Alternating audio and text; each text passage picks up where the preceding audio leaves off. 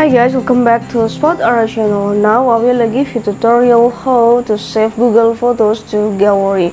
And before that, I wanna ask you, how are you guys? So don't miss up our videos. Don't forget to like, share, and subscribe to the channel.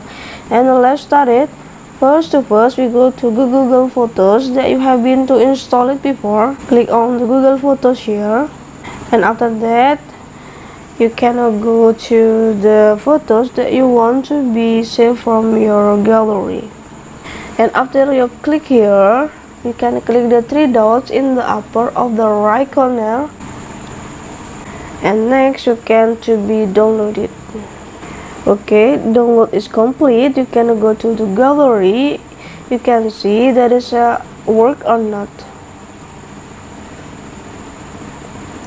And you can see there is the photos from your Google Photos. Okay, very simple way to do it, and I hope this video is useful for you.